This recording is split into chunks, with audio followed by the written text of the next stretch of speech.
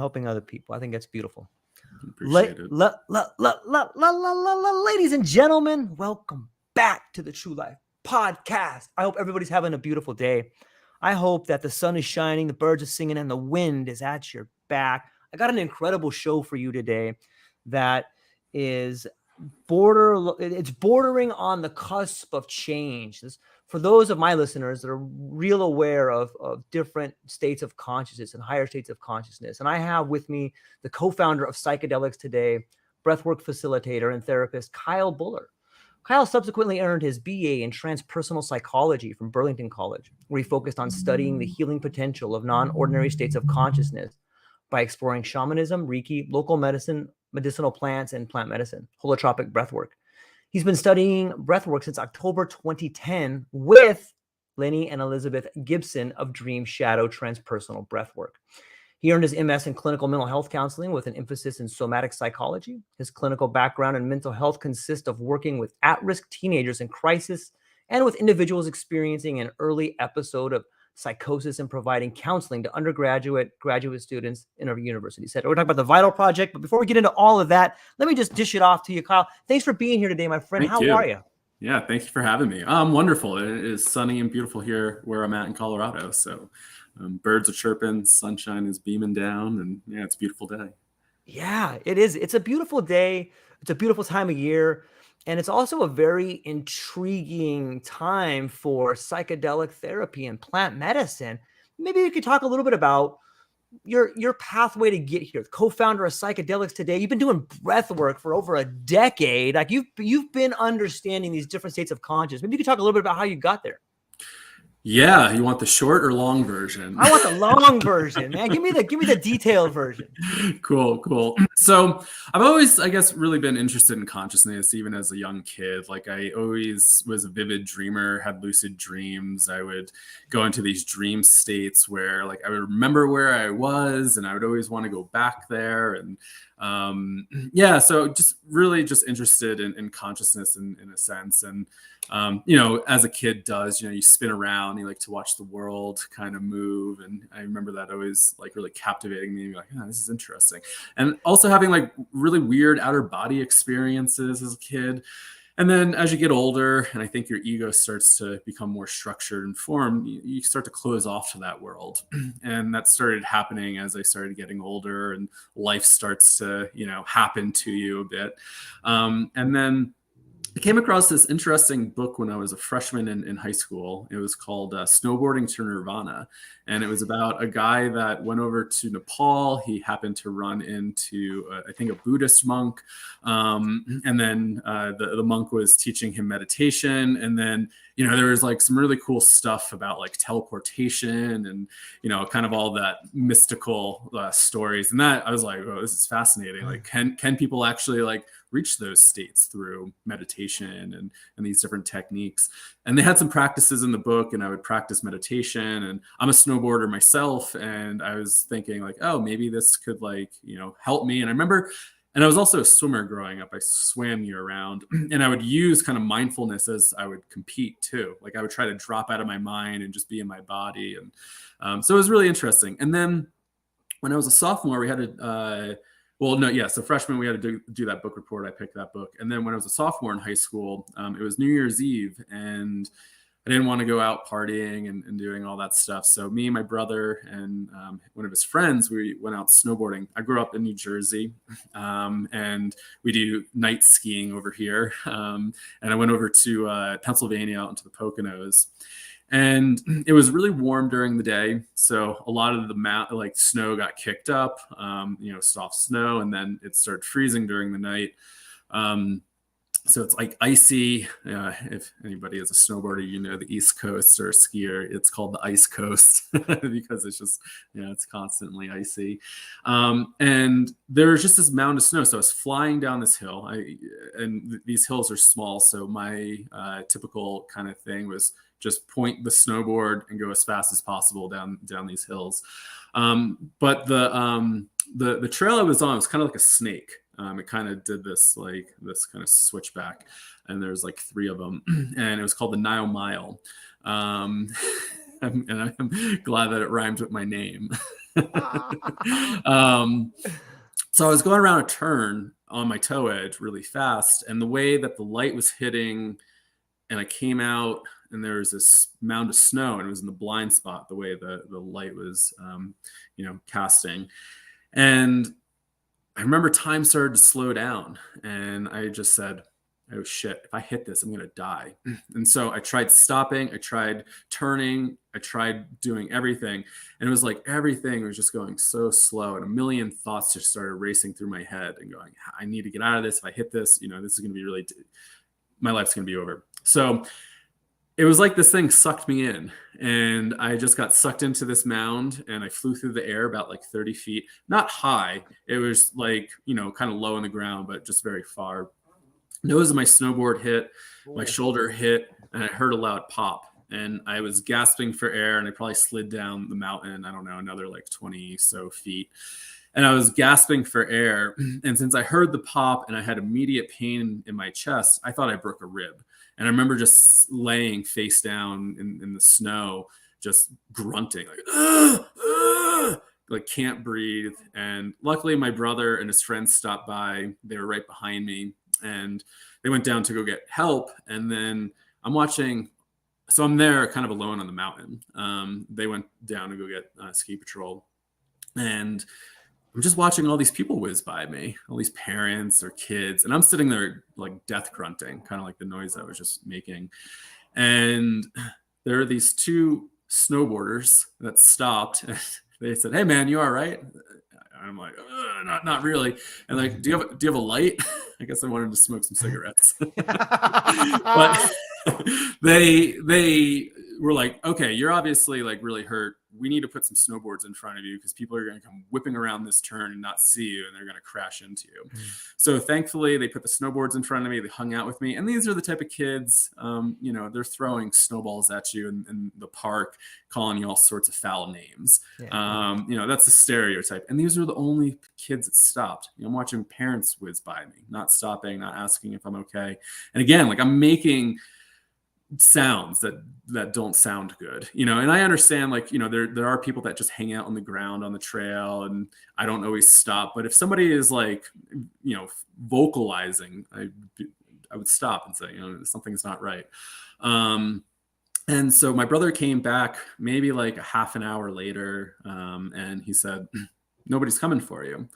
I said, oh, what do you mean nobody's coming for me? He's like, I don't know. We told the lifty, and the lifty just didn't really seem to care or say anything. So these kids got up and they said, we're gonna go down there and make sure these guys like get their asses up here. Thankfully, it's a small mountain, and about like, I think 5 or 10 minutes after they left, a first responder came by and they checked in with me, and they're trying to take all my vitals. I'm helping them out too. And they said, okay, we need to get you a toboggan.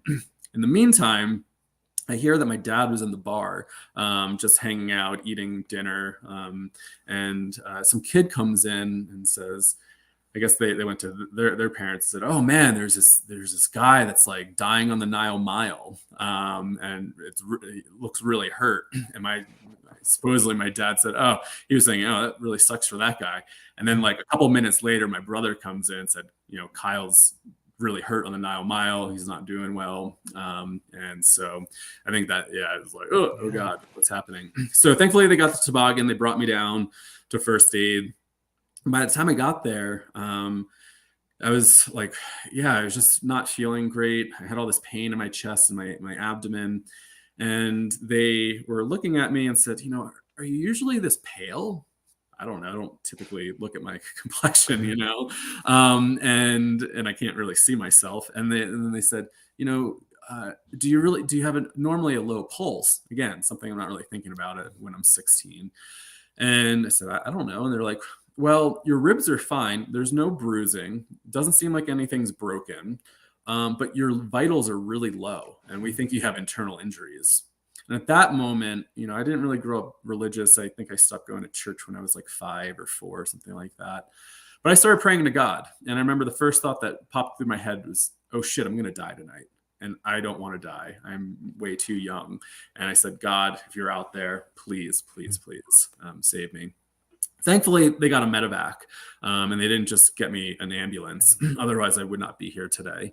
And so they medevaced me out. And I guess once they got me over to the helicopter, when I left, they looked at my dad and said, "Your son's in his golden hour and he may not make it." So I think that freaked him out enough to, rush to the hospital. I think he said he was driving like 120 or something on the highway trying to get there. So they medevaced me out, and it's New Year's Eve. My friends are calling me. My phone's blowing up, and the first aid responders in the medevac is like, "Whose phone is this?" And all my friends are calling me to probably see where I'm at. Are you coming to so and so's house?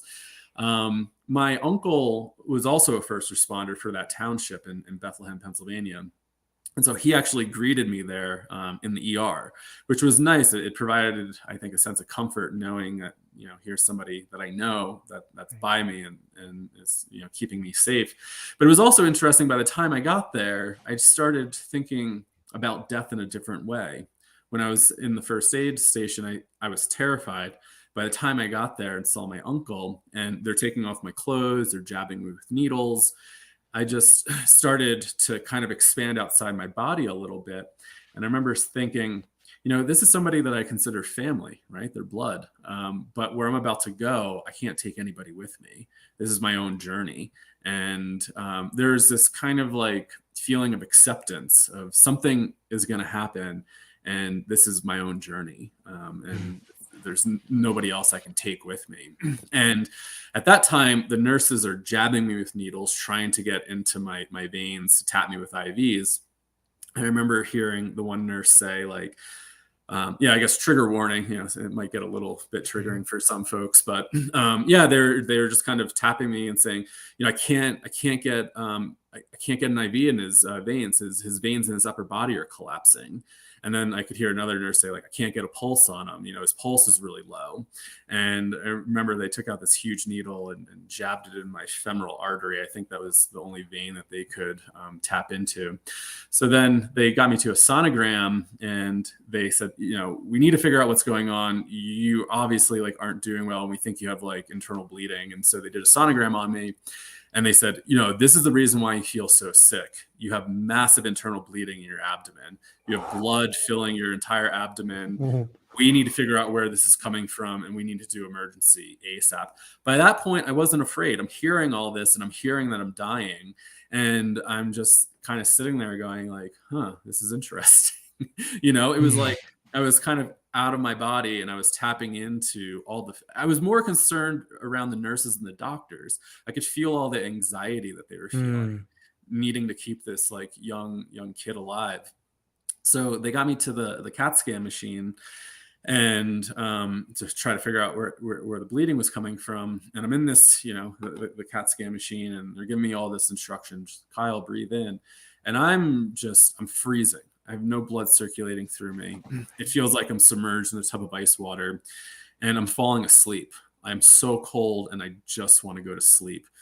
And so I'm drifting away, closing my eyes, shivering, and they're telling me, they're like, inhale, exhale. And they're trying to coach me through all this stuff. And then the doctors over the intercom are just like, Kyle, don't fall asleep. Don't fall asleep. Stay with us. Stay with us, Kyle. And all I'm thinking about going to sleep is the most beautiful thing I think about right now. And I felt like I was on the other side of the room with them, but I was also in my body. And as they're telling me not to fall asleep, and I am kind of drifting off, all of a sudden, the way I describe it is there's this orb of light, or this light that came up somewhere, and a voice. And it wasn't an external voice. It felt more of an internal voice. But this voice said, you're going home. You're going back to the stars where we all come from, and this physical life's going to cease to exist. You'll continue onward, and that this is just a transition. And the more that you struggle with the transition, the harder it's going to be. So the more that you can relax into this experience, the easier this transition is going to be for you. But you're going home. And I remember feeling all this ecstasy and this bliss going, we're going home. This is what we all wait for. And I remember just being so blissed out and internally, and also freezing and so much pain. But it was interesting, because it was the more I started going inward, the more outward I was going. So it wasn't just this total outer body experience. It was the deeper I was going inside, it was kind of helping me to propel outward a bit more. they got me out of the CAT scan and said, you rupture your spleen, you have massive internal bleeding. We need to do surgery ASAP. They rushed me to the OR, and they were telling me they were going to give me anesthesia. They were going to start counting backwards. The last words I remember hearing before I completely blacked out was, I think they were talking about shaving my chest so they could cut me open. And so the last things I heard before it all went black was, should we use an electric razor or a straight razor? That was the last thing I heard. And then, so they did surgery on me as they were wheeling me back to the ICU afterwards. I remember they were wheeling me through the hallway, and I took this huge breath and I shot up off. It was like my soul entered back into my body. And it was just for a split second. I like shot up, I started shaking, convulsing. And in that split second I heard, he's awake and he's cold. And then I passed out, and then I woke up in the ICU with my family around me. And so that was really kind of the start of this journey. That really changed my life in a lot of different ways. And one thing that I say, it's like, it was like I woke up with this map on my chest, and it was like a map of like maybe how the world worked. And I have no idea where that came from. And it was like my thinking started just changing in a really kind of profound way. And I said, where did all this information come from? So it just got me more curious. And, it just left me on like, where the hell did I go? Because I didn't have this traditional near-death experience where, you're going down a tunnel of light, maybe you're meeting ancestors, and then you feel like I'm making a decision to come back. It was like, all I know, it felt like I was going home.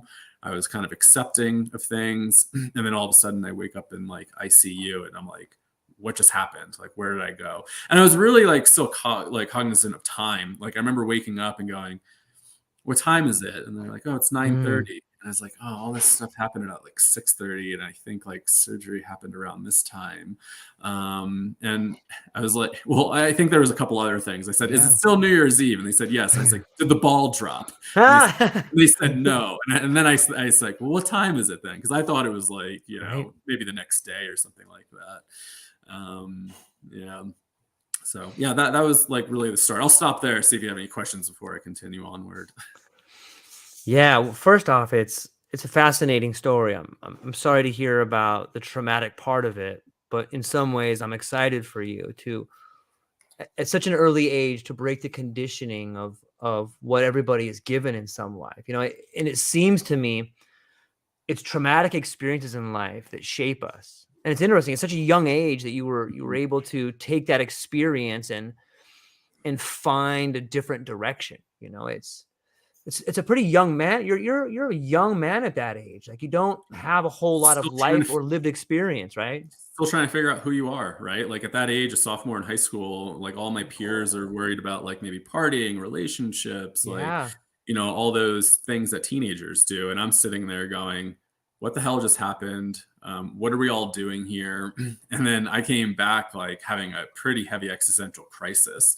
So it was like I rode this high for a few months, but then it got really dark. And I hung out in the valleys and going like, and having no mentors. And it was kind of interesting because I think it was in junior year of high school, we read a lot of existential writings, and I gravitated towards that. And I came across a paper that I wrote, I don't know, a number of years ago, and it was dark. It actually I was like, damn, I was depressed back then. I was like really depressed, just talking about how meaningless everything was and no purpose. And it's like, geez. But that's what I was feeling back then. It seems like a rite of passage to me in some ways. When you read about different mythologies, or, people can read the Bible in this sort of way, or any sort of texts, even Star Wars, or the hero's journey, whatever you want to use. But like, it seems to me when you come close to the face of death, be it in your own life or someone you really care about or a caretaker, you get close to that fire, you get burned by those embers, and that changes you forever. In fact, it fundamentally changes the way you model reality. Does that sound accurate? Totally. Yeah, my reality was completely shattered and restructured. There's a term that my other co-founder, Joe Moore, used in a podcast a while ago, this ontological shock. And it was like this just shock to my worldview, my belief system. And not having any idea how to pick those pieces back up. And how do I like, figure this out, and not having mentors, which was really, really challenging. Yeah, I'm not even sure anybody, when you didn't have any mentors. I mean, how would your family even know how to react to that? I don't think most of them did, right? Like, because I mean, obviously the first line is physical safety. You're alive. Sure. Most other people aren't thinking about the psycho-spiritual aspect, and you can't blame anybody for that, right? Because like, we don't live in a culture where we value that, we talk about it much. I remember I got in trouble, so I hated school when I went back. I just pretty much was like, this is all like your factory producing kids, all this stuff is like a bunch of bullshit. And I just completely stopped doing all my work, and somehow I aced everything. I found a letter from a teacher. She emailed my mom and said, I don't know if you know much about like what Kyle's thinking, but he's had this near-death experience that like really radically shifted his life. And I think you need to give him another near-death experience, because he's not doing like, any of his work, and, this and that. And he has all this potential, and he's just not applying himself, but also not hearing like my side of things of like, this is all, and to some degree, right? It's like the way the school system was kind of created. It was, there was some kind of truth there.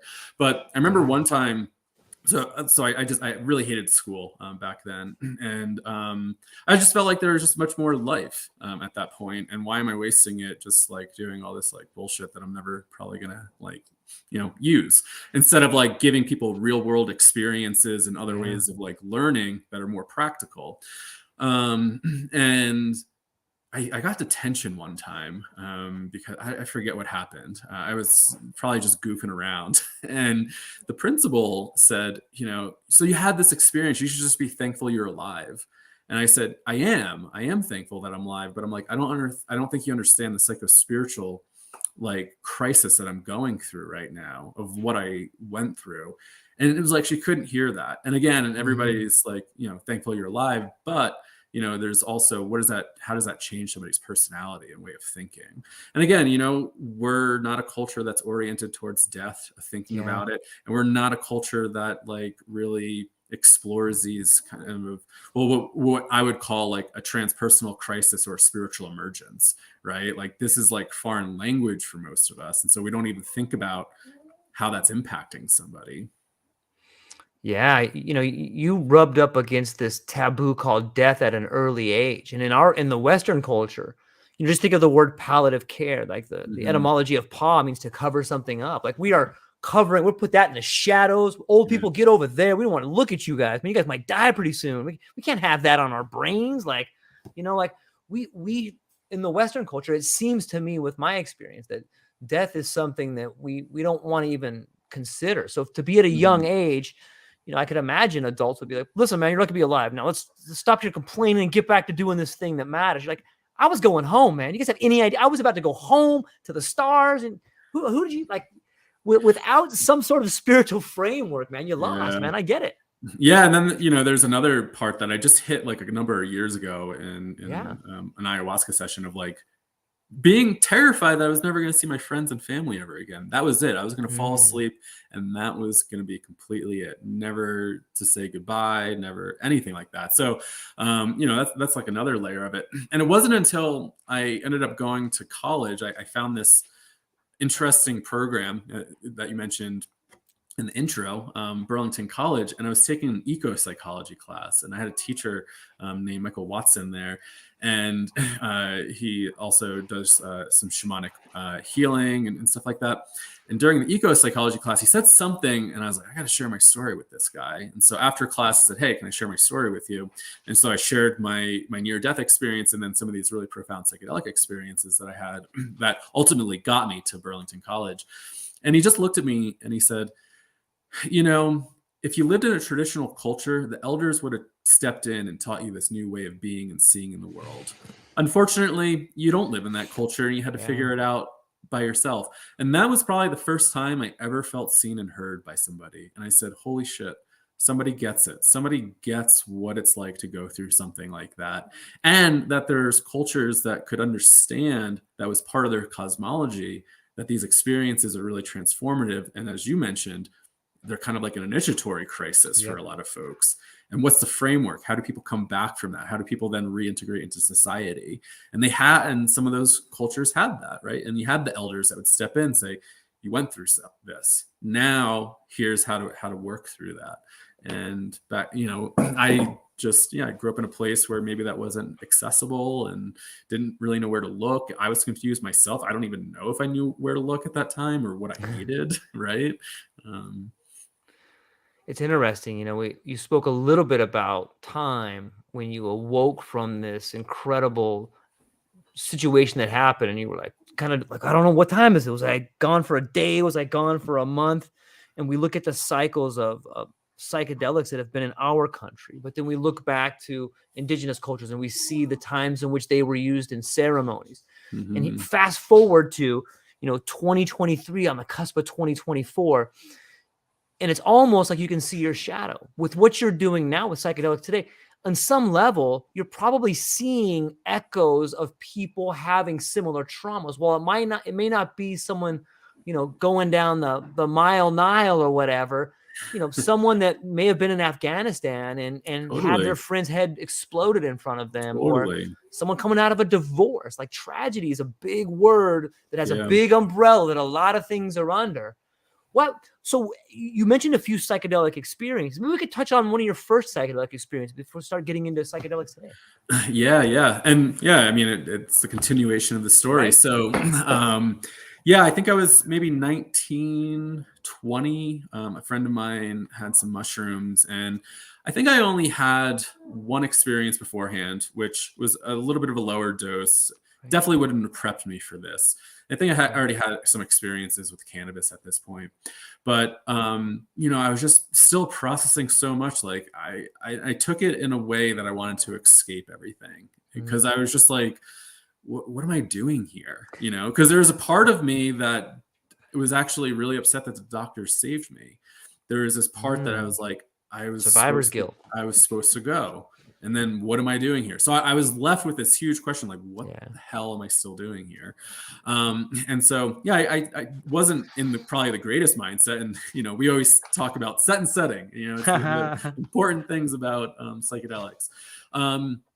And we ended up going into the woods. We went on a little hike. I think I ate around like 2 grams of cubensis. And all of a sudden the world just started to melt away. I was looking at my body turning into pixels. I watched my friend puke his up, and I'm thinking, this is it. We're dying, And I was having a really hard time just holding on to reality. And I was walking down this path, and I saw this rock, and I pointed at that rock and said, I need to die there. And this feeling started to come in. This cold started to creep in. And that cold reminds me of dying, obviously. And all of a sudden, it felt like death was at the forefront. And I said, I know this feeling. This is death.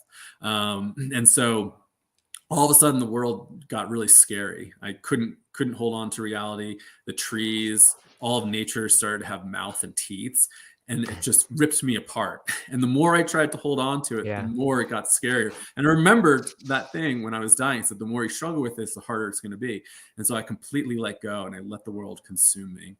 And I just ended up in this void of nothingness. I didn't know my name. I didn't know anything about myself. And I didn't know what year it was. I didn't know what I did for a living. And it was terrifying. It was absolutely terrifying to be in a state like that. And I would say this was what we call bad trip, right? The world has teeth, destroys you. You enter into a void of nothingness, and you don't know who you are. And it really terrified me. And then I ended up in this realm that felt like some sort of death bardo. And I started to come in contact with some sort of entity or energy. And I started to kind of have some communication with it, and said, I feel like I've been here before. And this voice just said thousands of times. And I said, okay, this is interesting. If I feel like I've been here before, this reminds me of dying. I've been here thousands of times. I must be in some sort of death bardo. And so I asked it that. And it said, yeah, more or less so. And I said, okay, if I've been here thousands of times, I'm in some sort of death bardo, then this must be God, or this must be the thing that gave me all this information. So I asked it that question. And then it just replied, more or less so. And so, I'm battling up against this trickster archetype.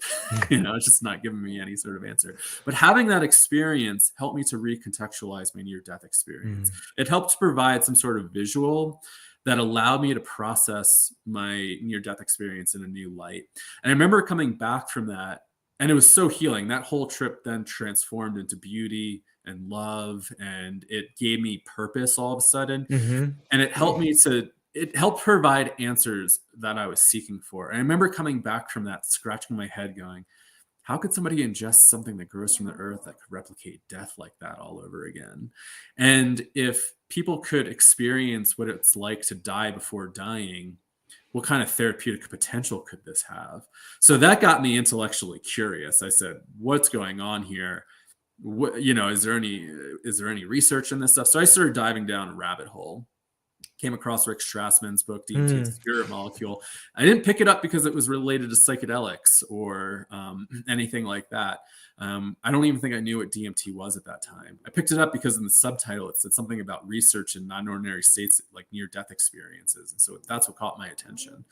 And so then I started reading his book, and I think it was in his book, he said, sometimes when people are having near-death experiences and they're getting anesthesia right at that late stage, sometimes it suppresses the visual aspect of that experience.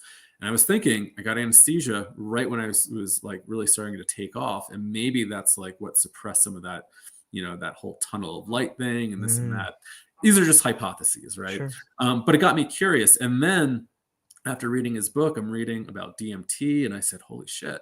Like my experience with psilocybin was on par with dying. And if psilocybin is kind of like an orally active dose of DMT, what are these similarities here? This is fascinating, so that just got me more intellectually curious. And I just started picking up all sorts of books. I came across the work of Stan Groff after another really profound experience that left me rocked, and it was another initiatory process, kind of left me in a trip for like 3 to 4 months, and I had to swim my way out of it. And coming across Stan's work was pivotal. But that was the experience then got me really curious of I need to study this stuff because I need to know what's going on. So I found this really unique program at Burlington College. It was a transpersonal psychology program there. And so I started I enrolled. I felt like I found my life purpose. I came out here to Colorado when I was 21, thinking I was going to be a ski bum for the rest of my life. I was like, I'm going to work on the mountains. I'm going to, do all this stuff. But on the drive back, I had this voice that kind of came over and said, snowboarding's a hobby. It's something that you like to do. Don't make a career out of it. There's something else that you have a lot more to contribute, and think about these experiences that you've had. And so on the drive back, I think that's when I found out about Burlington College and decided to check that out. And I liked Burlington a lot better than Boulder, actually. So I made the decision to go there. But it was such a unique program that I was able to research psychedelics, write papers about it. I was introduced to Lenny and Elizabeth Gibson at Dreamshadow, who were students and colleagues of Stan Groff. They trained under them for holotropic breathwork. They kind of took me under their wing. I've been studying with them for well over a decade. I was just so fortunate to find really great mentors all of a sudden. And like I said, my one teacher, Michael, it was like, that was the first time I felt heard and seen by somebody. And so it was like, I was in this community where I was able to explore my experience in an intellectual way, but also in an experiential way, because it was very experientially oriented, going down to do breath work, doing getting trained in Reiki, and doing shamanic intensives, doing all this Jungian dream analysis. It was really focused on a lot of inner work too. So it was that was almost like my integration. Was going to a program where they were able to hold all that, and I was able to really then start to do my work. And I was just so fortunate that I was able to just find a place like that to do some processing. And so Lenny and Elizabeth kept asking me if I ever met Joe Moore. I was like, no. And they said, well, you guys should really connect. You guys are both into psychedelics, breath work, and snow sports. I think he snowboards. You guys should just connect. And I said, okay. So we called him up. We had a call together, and we kicked it. We just kind of really kicked it off. And that was really then the birth of Psychedelics Today. This was in 2000. I think we originally connected in fall 2015, and then we started the project in the spring of 2016. So I was already done with school. I just started grad school. I was working in the mental health field a bit. And when we connected, we just had this idea of wanting to create an archive from some of Lenny and Elizabeth's like talks, and kind of talk about their work, the work of Stan Grof, breath work, the importance of that work in the psychedelic world. And it just started off as a little passion project. We just wanted to chat about transpersonal psychology, breathwork, and psychedelics. And yeah, it's been a journey. But it's interesting, yeah, just a series of events that kind of got me here. And I never thought I would be doing this. You know, I also trained as a therapist, and I've put my practice on pause, and I'm not practicing right now because, yeah, kind of Psychedelics Today has taken over, which has been fun and exciting. It is. I'm going to go back for just a moment, Yeah. you know, thinking about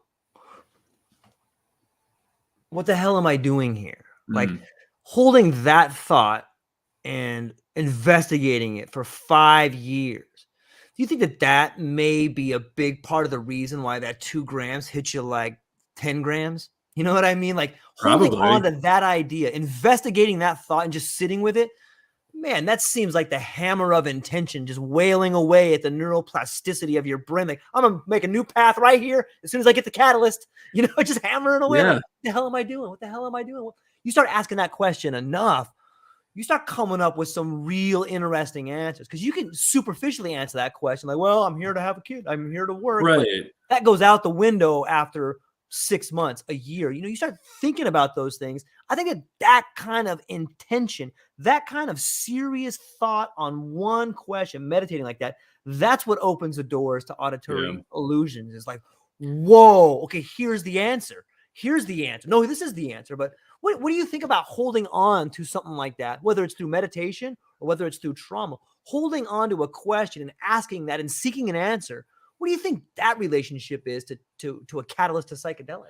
Well, I mean, that's a really interesting thing. I really haven't thought about that. But when I do share that, I do say, I think I was very primed. I was processing a lot. And we always come back to this notion that comes from Stan Grof, is that, psychedelics are these non-specific amplifiers of mental or psychic processes. And so if I'm already processing all this stuff, and then I take this substance that then is amplifying it to this point that it just like throws you into the water, that makes so much sense, right? Like this is something I've been thinking about daily. What's my purpose here? What am I doing here? And again, I think you're pointing to more of a philosophical, what are we doing here on this floating rock? How did life get here? How do we create the systems that we create? And to some degree, the systems that we've created have also boxed us in and have kept us to suffer. And if we can think about things a little bit differently, could we be viewing life in a totally different way? But the Cartesian waters that we swim in and all the other waters that we swim in, we don't know that we're swimming in it, right? Right. And so a lot of people have a hard time even thinking outside of that. It's like that little cartoon. I don't know if you've ever seen it, but 2 goldfish looking at each other. It's like, one saying, how's the water? And the other is saying, what's water? We don't know that we're in these systems and how much they can actually then create suffering. And so I was dealing with that at a very young age of like seeing something outside and thinking I was going crazy. I'm like, how do people not see this stuff? And I'm not special, you know, like I think have just been able to step outside of it for a second, but that drove me insane. Like I felt like I was crazy. I felt like I was so alienated from everybody else.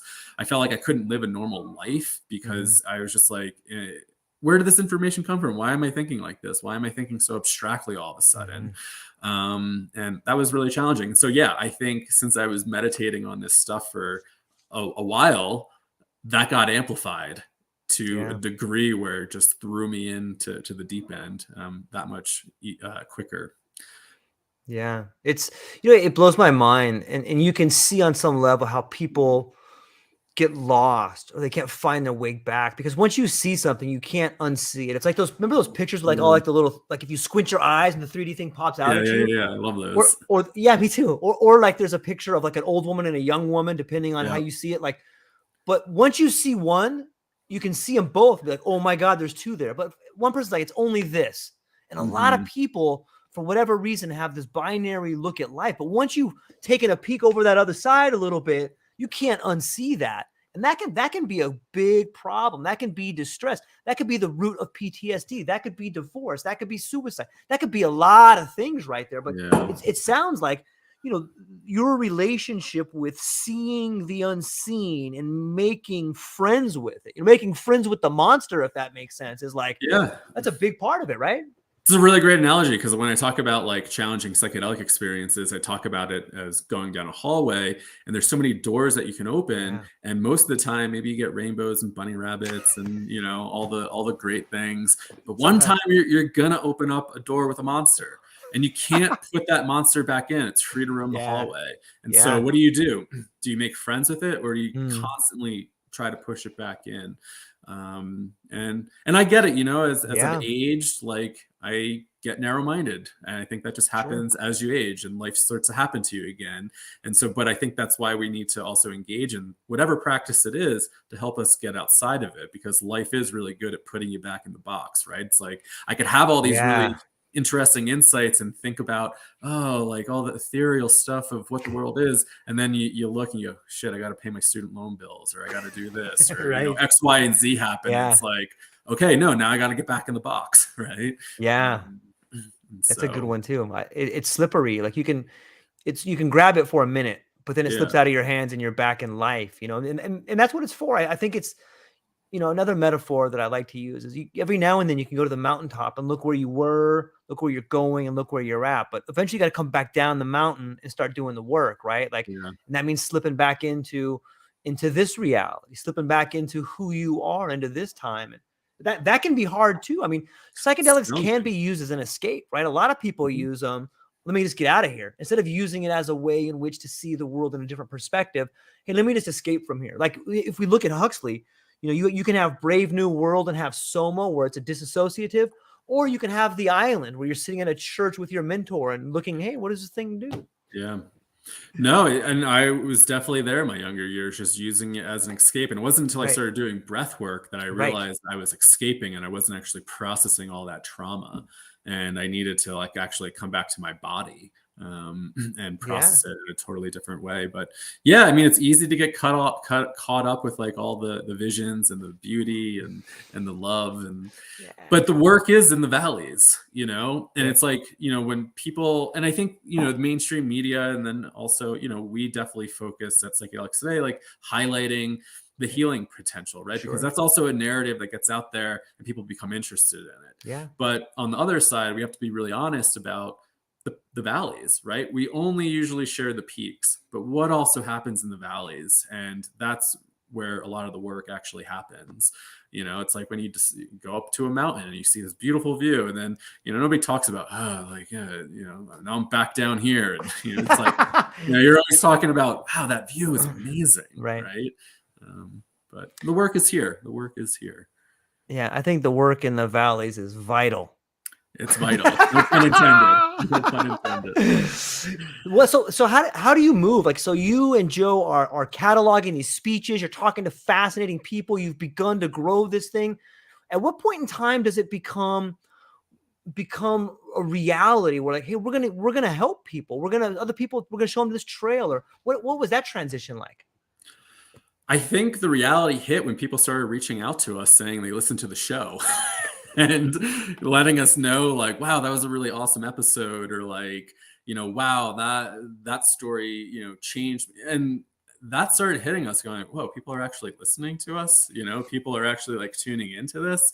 And I think that's what really kind of kept us going, of like people giving us feedback and going like, wow, this was like a really profound episode, or like that was, you know, you guys provide such a really valuable resource to the field. And, you know, those are the things that like really kind of kept us going. From a business perspective, you know, it was also like we started launching classes and people signing up for classes to just try to sustain the podcast. So going like, how do we just make a little bit of money to pay for hosting and, stuff like that. I mean, I was doing grad school at that time, and I was living with my folks. And so my bills were pretty low. So I was able to kind of focus on developing psychedelics today and focus on grad school. But yeah, it really, I think, didn't start hitting us until people started reaching out. And then when we started kind of having some income there to support the show through education, we're like, this is interesting. But at no point it was like, we want to create a psychedelic business. It wasn't like, now after the pollinator effect, right? It's like people wanting to come in and create businesses. At no point we're like, we're going to create this huge psychedelic business. It was just like, we just want to have fun, interview people. We want to have conversations with folks. And, and then we were just like, oh man, this is actually costing a lot of time and money. How do we just make a little bit of money to just pay for web hosting, or pay for the podcast hosting? Yeah, it's an interesting move. And then, Michael Pollan comes along and he does so much for the world of psychedelics and how to change your mind. And on some level, I think that he really got people to see it in a way that stripped away some of the taboo from it. Like, you're a drug addict, or you're going to tune in and drop out, man. Like, and that's a pretty recent thing, at least for our generation, where we got to see this kind of taboo stripped away from it. We grew up and this is your brain on drugs. And here comes this boomer that's like, yes, you know what? It's pretty good. It was just dichotomy there. How did you see that effect change in what you were doing? Yeah. By that point, what was that, 2018? Yeah. So we were already doing it for about 2 years. We started receiving so many emails like every day. And then I'd say around 80 to maybe 90% of those emails that came in right after How to Change Your Mind came out started off with, "Hi, I just read Michael Pollan's book." And it just, that's how it started. And what was really interesting was it was a lot of older folks saying like, I was around during the 60s. I put all this on hold. I read Michael Pollan's book, and now I'm interested in exploring it again. He is a very prolific writer, and he has a huge audience. And for him to come out and share his experiences, because it's scary to talk about, right? We're still dealing with like taboo and stigma, and we're talking also about illegal substances. And so for somebody with that statue, like, just being able to come out and talk about his experiences almost, I don't know, might have made people from that era feel a little bit safer of exploring it, going, what's going on here? So it was fascinating. It definitely had a huge impact in a way. Yeah, so we've spoken a little bit about the medical container, and I want to talk more about that, but I'm gonna take a quick little side trail over here. When we talk about Michael Pollan and some of the older individuals who may have been around in the 60s, isn't it interesting that such a large generation of us, and I mean like the human condition, like so many of us, this big generation finds themselves at the next transition, whether it's a mortality experience, whether it's going home, or whether it's coming to the conclusion that you have a lot of unrealized dreams that are never going to happen.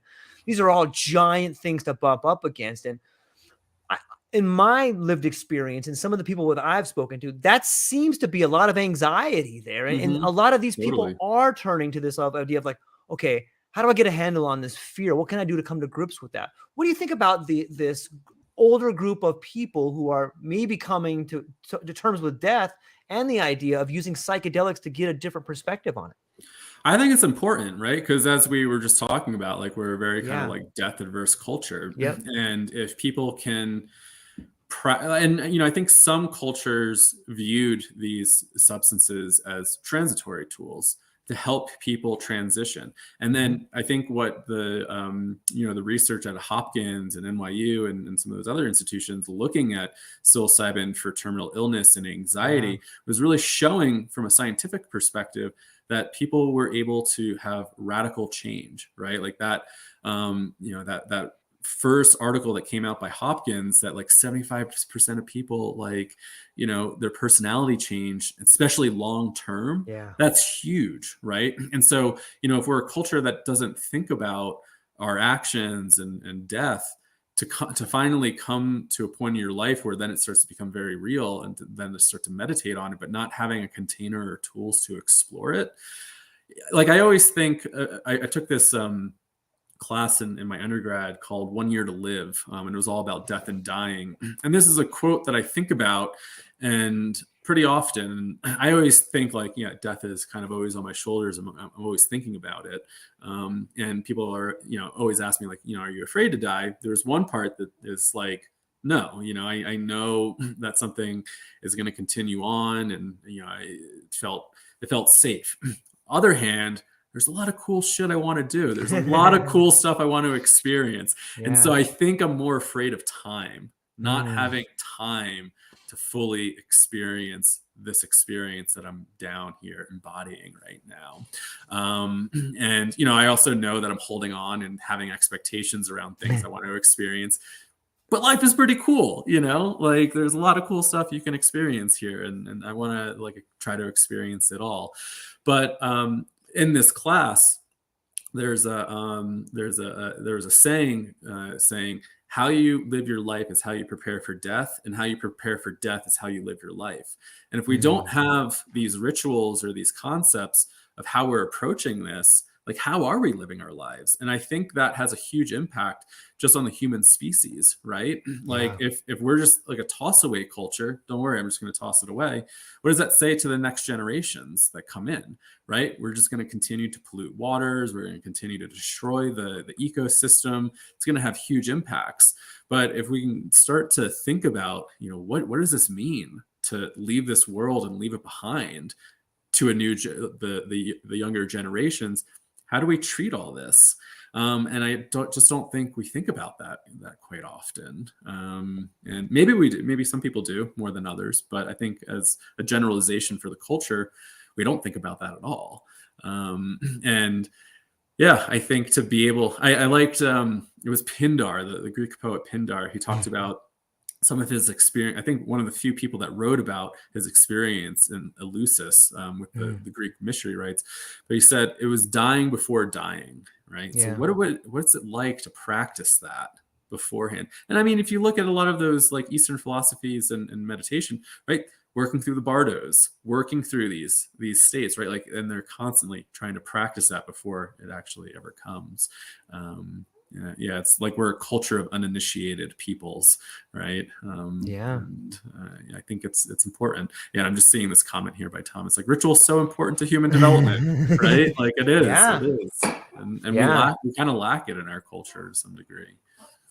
Yeah, I love what you said about, I've heard that quote: "He who dies before he dies never dies." I guess it's he or she, whatever you want to go with, but like. It seems to me like if one thing I've found to be very helpful in my life is to not look at yourself as an individual, but part of the species. Like you're part of a whole. And like this, like you can look at your father and be like, that's the old version of me. And my son is the younger version of me. Okay, what is my responsibility here?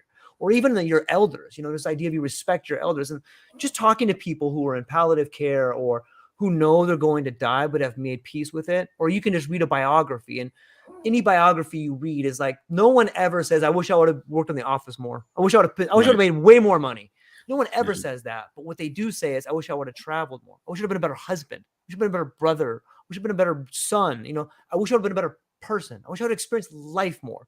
And like that, just reading that biography or hearing that sentence from me or someone that's your elder, that can fundamentally shift your life. Because if that's what someone at the age of 80 is saying, why doesn't a person at the age of 50 start doing it?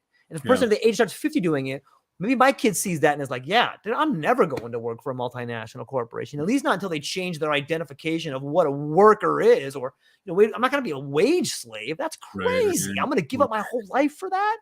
And, we've been on a long pathway where we decided that that's what you do. This is life. You just come in here and you work here, and then that's it. Maybe as a species, we're beginning to transition from an adolescent to an adult. Like we're finally getting to a point where we're going to make the decisions that we have a better life. And I think psychedelics are a giant part of that, because they allow you to sneak up on this other perception of like the question you asked as a young man, the hell am I doing here? Like, that's a species specific question, I think. And Yeah. if we began Yeah. having that conversation, just young guys listening to you, young women or young men listening to that story provides them with enough catalyst to be like, yeah, what the hell am I doing here? And that's enough sometimes, man. What do you think as an individual, as a species, looking at it from a species specific area? Like how we kind of, can you repeat that question again? Yeah. Like how, Yeah. What do you think about the opinion of seeing ourselves as part of a whole, and you can look to the future and you can look to the past right in your own life? I think it's so important. And I think that we maybe haven't been doing that very often. And I mean, I always come back to, there's two sayings. There's that old Native American proverb, and I've seen multiple things. Maybe it's not true, maybe it's true, but it's, we're borrowing the earth and the land from the younger generation, right? Because our actions are affecting them, and what we're doing is, we're borrowing it. And then I always think about Bucky Fuller, right? We're living here on spaceship Earth. We are on this huge spaceship floating through space and time, and we're in it together. And we kind of have to think about, what are we doing here? Is the human species supposed to help steward the earth, right? Help to keep it going in a way? Or are we this really interesting species that's supposed to evolve and merge with technology and, extract everything from the earth? And, I don't know. I don't have those answers, but I think there are things that we should be thinking about, right? Like how do we relate to AI? How do we relate to machines and, technology as it advances? And, there's the little bit of me that is the romantic in it and go, we're supposed to be stewards. Let's all go back to the earth and this and that. But at the same time, quality of life, I don't think any of us could really, go back that way. I think the only thing that will make us go back that way is huge disasters that force us to go back in there.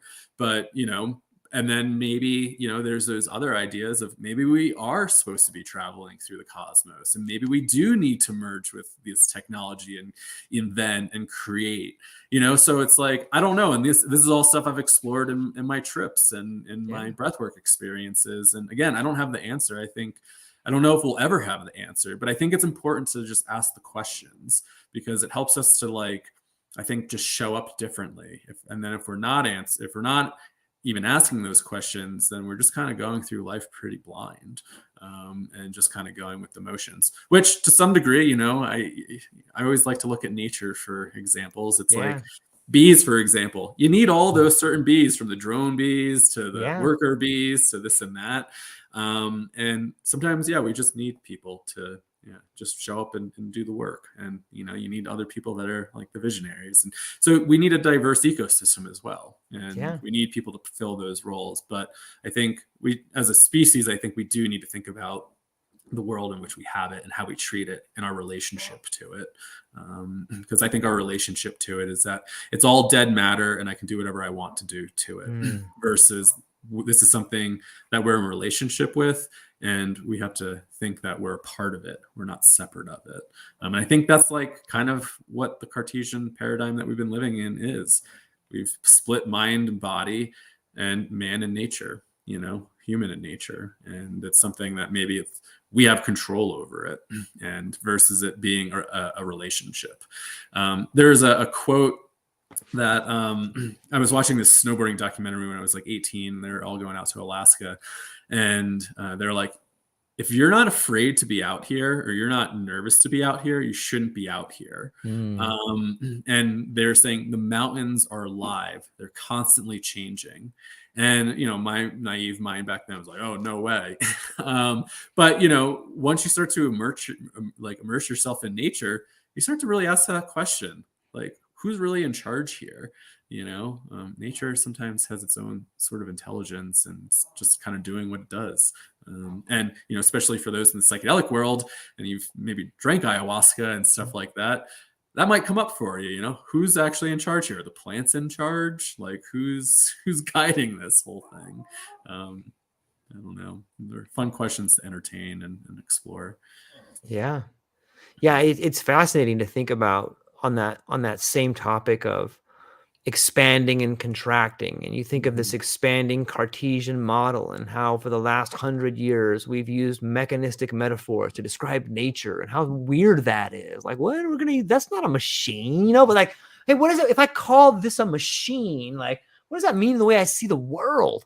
And on some levels, I think that, you know, maybe we couldn't fix the world until now. Maybe we didn't have the tools. Yeah. When I start looking at language, and we'll get into some of these ideas with what you're doing with Vital and some of the pathways you're providing for the next generation. But when you look at language as a living language, and all of a sudden we're beginning to understand, wow, there's texture to emotions, there's texture to language. Like, we didn't know all that 50 years ago. What does it mean to have a depth of knowledge? What does it mean when you see patterns in people, but those patterns have textures? Like, holy cow, like, okay, now we can begin to fundamentally communicate meaning to each other. Before, everyone's side monologuing and listen to my soliloquy over here. I am going to put a flag on this mountain. It's mine.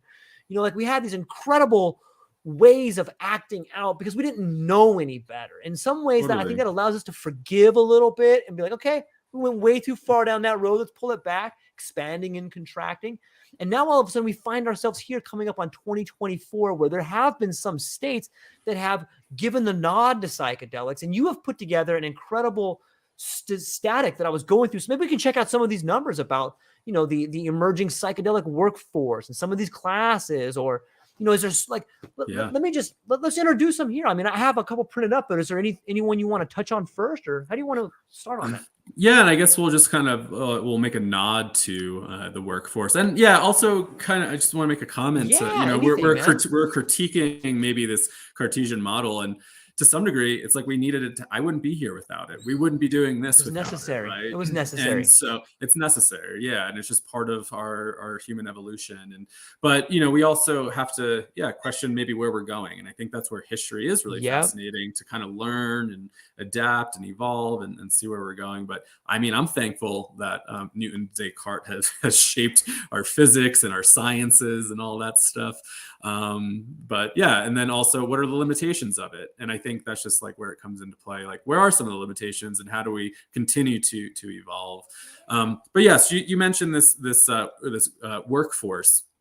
And this is, we put out a document, an article, kind of a little research thing at Psychedelics Today called the Emerging Psychedelic Workforce. And we sent a kind of survey out to, I think it was around 130 students from our Vital program. And for those that are listening, I guess we haven't really mentioned Vital. We made some nods to it. But Vital is our 12-month certificate program at Psychedelics Today.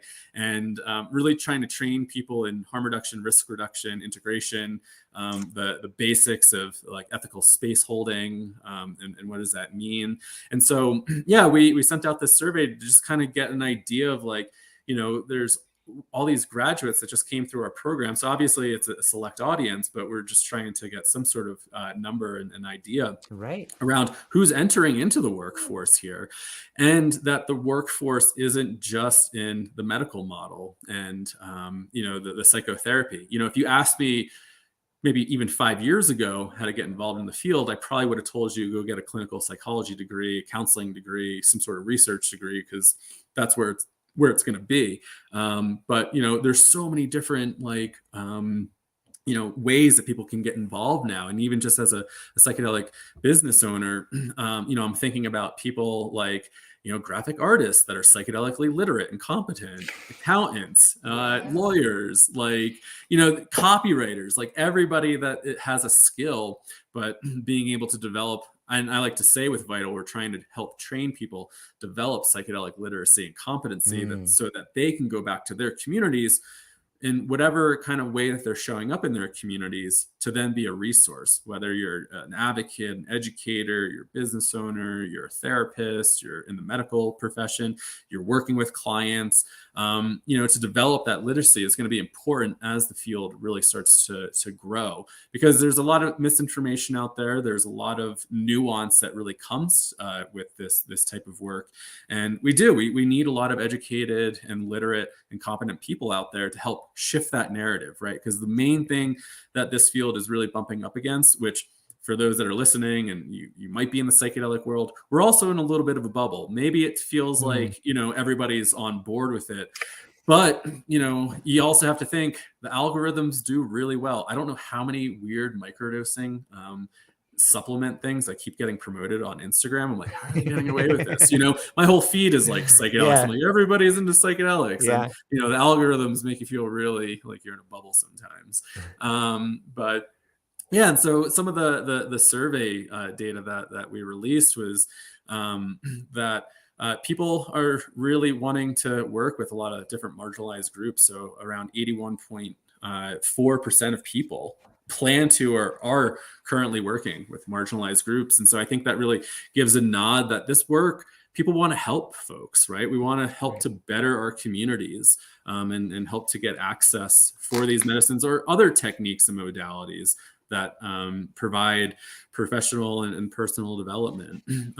Around 36% identified as non-white. So just talking about this growing ethnic diversity, which is important. I think that number is a little low. And, if we look at research, it's even probably lower than that because of all the challenges. And so that's definitely an area where, that the field really needs to kind of progress and help out with.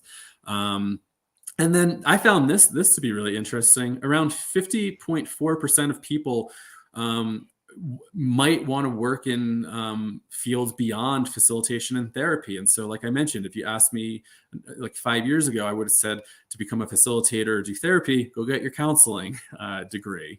But over half of our students mentioned that, they want to maybe work in media, academia, biotech, cultivation, marketing, finance. Like, there's going to be like a huge sector of places where people can start to go if the industry continues to evolve and grow. And then people are also might be incorporating it into their existing career. So again, if becoming a little bit more psychedelic literate, like maybe you have a skill, you have a niche already.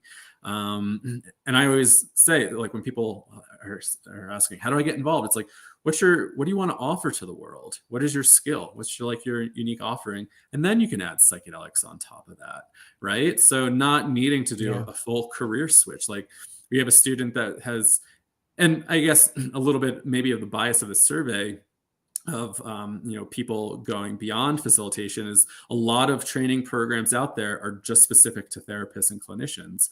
And we made a decision to make it more inclusive because watching states and local ordinances shift policy. So we know, how many local ordinances have decriminalized plant medicine, how many people out there are doing their own community healing.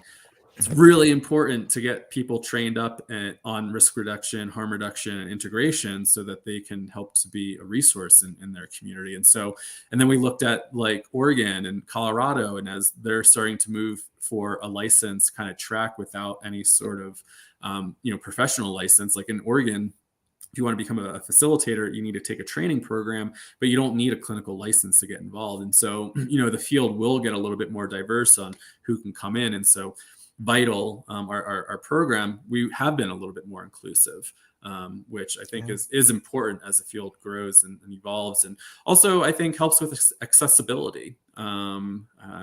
Because paying somebody that's licensed and 2 people for some of this stuff can get really expensive, and that is the question: how do we make psychedelics accessible? And I think that's where having a diverse ecosystem will play a role in that, where you will have a medical model, you'll have the therapy track for people that really need it, you'll have a community model where people are kind of taking it into their own hands, and to be honest, most people are already doing that, right? If we're really honest, of course. You'll have a religious and maybe spiritual use case where churches and stuff kind of spring up, which again, you're already seeing that. And then I thought this was the most interesting thing, and maybe also not interesting because it is maybe within the psychedelic ethos, but making money isn't the goal for most of the people that did this. So 98.3% of the respondents indicated that making money is not their primary motivation for entering into the field. And I find that to be really interesting, right? Because this is a field that people get, it feels like a calling for a lot of people. People just want to help. And there are those folks that see the hype and want to get on the train and think it's like cannabis 2.0 to make a bunch of money really quick. But I think for those that are really in it, understand it's a little bit more nuanced than that. And this is definitely a different field to some degree.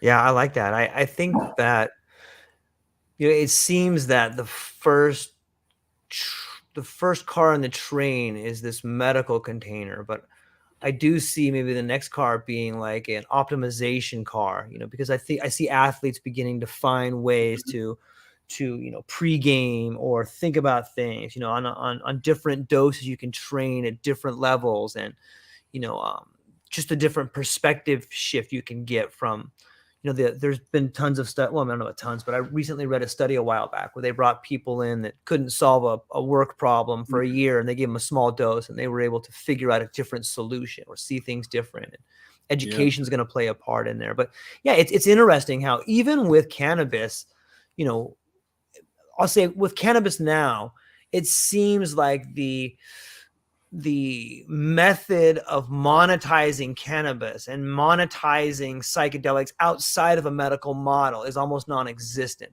It's very difficult to take a company public and monetize it in some sort of way. Do you see, some people say that psychedelics may be like cannabis in that there's this big rush and then it kind of falls off. What do you think? Is there some patterns that we should look for from cannabis? Is cannabis maybe like the older brother of a model, or is psychedelics its own thing, or are they combined? Or what's your take on the two industries? Yeah, I'm not an expert in the cannabis world, but I think there are a lot of folks that are saying, how can we learn from cannabis? Right. That's a good idea. My also thing is, like, for a lot of people, cannabis, people like to recreate with it, right? It's a daily thing to do. You're not taking psychedelics every day, besides the microdosing regimens that people do. Like, that could be a daily type of product that people might do, and then they do it for like a few months and then they fall off. Versus cannabis, I mean, you see people daily habits multiple times a day, right? And it's more of a consumer product where people are engaging with it every day to some degree. Whereas psychedelics, I mean, it might only be every once in a while, and so, and when we think about the accessibility piece, especially when it comes to like therapy, and we brought this up, how much is a therapy session going to cost for folks, right? Like, I think the estimate for like an MDMA therapy trial for session for PTSD could be anywhere between maybe the low end $12, $15 to $30,000+, depending who you're paying, how long the sessions are, and stuff like that. And so, is that going to be, financially accessible for most folks? And the answer is probably no. So to some degree, I think there probably are lessons to learn from cannabis, because it is, a mind kind of altering substance, and it's like, people are rushing. And so, I think it's a totally different thing. It's a totally different substance, even though cannabis can be very psychedelic for a lot of folks, right? And people can use it with that intention and develop a relationship with that plant. But yeah, psychedelics are just, I think, like a totally different thing. And what's really interesting is, and I come back to this, there's a woman that we had on the podcast a number of years ago. We chatted a little bit offline. I wanted to ask her this during the recording, but we just didn't have time getting to it. The people that she studied with, I think she was in Peru. We were talking about ayahuasca and how that culture and those peoples actually didn't drink ayahuasca all the time. And I asked, well, why is that? And she said, well, in that village, if you drank ayahuasca, you would open these doors. And now you're starting to get into like more transpersonal ideas. Open the doors, and then the community also needs to be in agreement that you're going to be letting those energies in, right? And then so, like, what energies are we kind of letting into that? And a lot of people are doing this all the time, and to some degree we're letting that energy in a lot. And so it's a different cosmology, but it also gets you thinking, like, what are we doing when we're entering into these states? I mean, I've had some really interesting experiences where something comes up and then it starts to unfold. What the hell? What just happened there? Yeah, it's really weird. But yeah, and I think it's just it's going to be a totally different thing. And I think the folks that I've chatted with who are in the biotech world, either A, didn't have much experience with it, and they're Hmm. viewing it as like cannabis 2.0, where they Hmm. can make some of Yeah. those moves. I think where you could get into interesting stuff, and I think where biotech is really interesting, is that once you start making some of these new novel compounds of like maybe shorter duration, Mm. and maybe like just having better efficacy and stuff like that. I do find that to be interesting. I know a lot of people don't always agree with stuff in the biotech world, but from a clinical perspective, like when I was doing ketamine therapy with clients, like doing a 2-hour session from a clinical perspective, it was a lot cheaper for clients than say like a 6 to 8 hour session, right? And so being able to develop new molecules that could be just as effective and shorter, and thinking about resources, I think we should think about that also, not toss it completely out, being a purist and a romantic, which I definitely am at times, Yeah. but you also have to counter it with reality and yeah, stuff like that. So There's an interesting parallel too. I was talking to an old school grower friend of mine from California that used to grow a ton of cannabis back before, it got into the dispensaries, or even when it got into the dispensaries, but before there became this incredible need for testing and, this incredible need for sterilization. And, on some level, you could say that these things were implemented to kind of shut down the industry.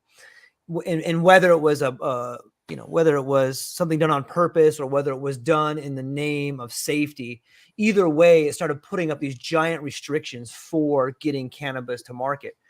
And it seems to, on some level, that could be an echo that happens in the psychedelic community. Like, I've spoken to lots of people that have ketamine clinics, and they have some of the best intentions in the world.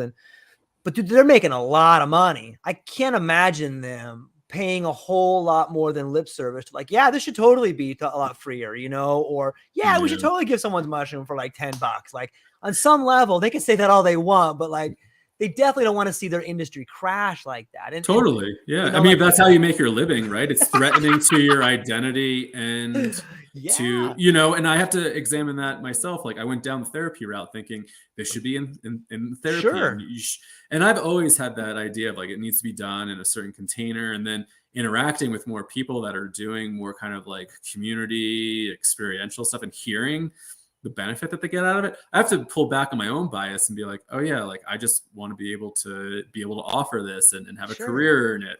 And then just pulling back and being honest and like, okay, where's my intentions here? But yeah, people, might be threatened that if it leaks outside the medical model, then their careers are at risk and, stuff like that. And also harms, right? But I mean, Sure. harms happen in therapy and the medical establishment all the time. So I think it's just part of human nature. I do too. And here's one that kind of the I've been thinking about lately. And thanks for being totally honest there. Like, I think that too. Like, I want to be talking to all the cool people and psychedelics. I got this podcast. Me too. I want it to be awesome. But I have that same thought sometimes. And another thought that I think we may share is that a lot of the people with whom we enjoy our conversations with have found themselves by themselves at a younger age experimenting with this thing. They've been like, holy cow, this fundamentally changed the way I figured it out. And on some level, we came to that realization for ourselves. Like, we were our best integration coach. We were the best person to see this thing. And like, maybe it's not for everybody. Maybe No, definitely not. it's just for a few people that want to do it. And it's interesting to go down that road too, right? Well, and it's interesting too, like, yeah, question where is your own entry point in? Yeah. And especially as somebody that's trained more in the traditional world. I mean, I guess not traditional world, but I went down the transpersonal route and all that stuff. But going down traditional therapy route and thinking like, should this be in only in the therapy world? And going, where was my entry point? I ate mushrooms out with my friends in the woods, and I had a spiritual experience, and that was really interesting. And you bring up a good point, right? This isn't going to be for everybody. And some people should never touch these substances. I think there is that danger of the narrative of if we just dose the water, everybody has psychedelics, will be healed. And, we also have to be very careful about that. I think there's some romanticism around some of that. And I think romanticizing, say, shamanic traditions, right? there's a lot of jealousy and hate that happens in those communities, right? Yeah. And it's like, if these are folks that are in healing and doing this, and there's still human issues, interpersonal relationships that come up, that means we're not all enlightened, right? We still deal with the human element of relationships and sloppiness and all this stuff. But I forget where I was going. I kind of went off on a little bit of a tangent, but yeah. Oh yeah. Just like being honest, like, where was our entry point? This isn't going to be for everybody. And what are some of the other things outside the medical that could be really helpful? Like when we were chatting with Dr. Stan Groff on the podcast, I think I asked him, like, what do you see the future of psychedelics? Yeah. And he's like, hopefully you can take some LSD and go out on a hike, and I think he mentioned it to our teacher, like our teacher, Lenny, I think had a conversation with him and said, Stan, isn't this great? Like all the research is coming back and this and that. And Stan said, a lot of it's been done, and if you look at a lot of the research, a lot of it, I mean, not up to today's standards, right? Like the standards are very different. And so I get that critique that we weren't doing double-blind research and it was way more experiential, and some of the stuff that they were doing back then definitely would not fly, maybe past like an ethics board. But, his comment was like, we've done a lot of this stuff before, but the real potential of these substances is in creativity and art. And when we think about what is our purpose here and the issues that we're going to be battling up against, we need a lot of creativity, like we're definitely going to need a lot of creative problem solving. Like just to even think about, jobs being taken away by AI. What are we going to do when, people have a lot of free time and no income? I don't know if that will happen, but I know that is part of the narrative that people are like getting concerned about. And as AI advances, could there be jobs that are taken away? To Bucky Fuller's comment, we're here to make small local adjustments to the machine. So to some degree, we'll probably be serving that. But what happens? I mean, we need to be on top of it. We need to start kind of having a lot of creative problem solving thinking. Yeah, I'm all for a group of creative psychonauts making their part of the spaceship more awesome. You know what I mean? Yeah. Totally. It's interesting. I don't know. It's very complex. And, to your comment around like standardization and regulation, like, how many, and especially with like more powdered substances, I know there's a lot of contamination that happens in cannabis, but like when you're dealing with then all of a sudden powders, like maybe DMT, MDMA, or say acid, you want to know what you're getting. You want to know your dose. You want to know that you're getting, a safe supply. Because, the drug world is so contaminated and adulterated right now. It's kind of scary. And so to some degree, having a little bit of that regulation and legalization framework, I think is in the best mind of public safety to some degree, of like knowing what you're getting, knowing that you're buying a tab of LSD and not, a tab of like say 2,5-IN bomb and then having some sort of issue come up, right? Or buying something that's contaminated with fentanyl. And that's like, kind of the scary stuff. And so to some degree, I think the black market will always exist, right? The black market thrives in cannabis. It's, a lot cheaper. Maybe you can get some like really niche kind of plants from, you're the grower down the street or something like that you can't get in the store. And maybe that will happen with mushrooms, right? Like some guys experimenting with some interesting strain and get that. But, I think having some sort of legal framework where people can get this as a safe supply, because the reality is people are going to do it. People are going to do it. And if we're not doing testing or not having a safe supply, I think it actually puts a little bit more danger to the public. Sometimes I zook out on like mechanism of action. And I really like to follow some people that are talking about like what's happening. This is the 5-H2A and we have this, this other thing happening over here. But the deeper you go down that rabbit hole, it seems to me like the less we know. Like we spent millions of dollars. Okay, what's happening here? Well, the long story is we have no clue. It's like, it's fascinating to me to try and comprehend the mechanism of action. Like, there's just so many variables. Like, I feel like we'll never get our arms around it, but it is a way to move money through the system. What's your take on mechanism of action? That's funny, because there's some quotes I've been reading over the past few weeks on this. And this is just one perspective of Stan Groff. So I guess, like, first of all, I think neuroscience is also a very young field. And I have neuroscientists that are colleagues, and they'll also agree to that. And I think if you talk to any good neuroscientist that is really being critical of their own field, they'll tell you it's still early. And, we don't always know things, right? It's like, just because we know X, Y, and Z doesn't mean that that's true all the time, right? So I think, it's still a young field, and we're still working off of different hypotheses, and, that will continue to grow and evolve.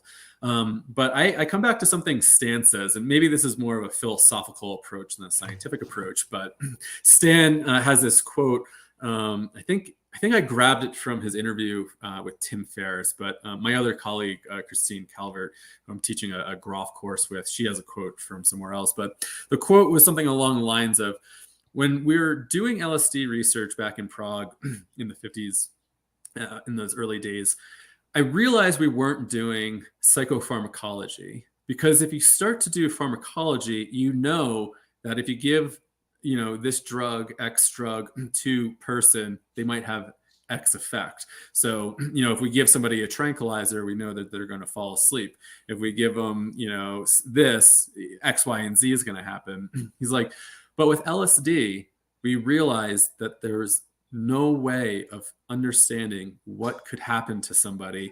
And then you could give somebody the same dose, the same set and setting, the same everything, and you're going to get a totally different experience. And so Stan has this thing that says, I realized people weren't having quote unquote LSD experiences. They're having an experience of psyche. And then another quote, he said, we realized we weren't doing pharmacology and people weren't having LSD experiences. They were having experiences of themselves. And so coming back to this notion that these are all vehicles, whether you're taking a psychedelic, you're doing breath work, you're doing some sort of sensory deprivation, you're doing something that maybe involves extreme pain, right? Some rites of passages where they're doing really extreme stuff. You're getting to a state of consciousness where I just use psyche as a term. You're getting in touch with psyche. You can call it whatever you want, however you relate to that.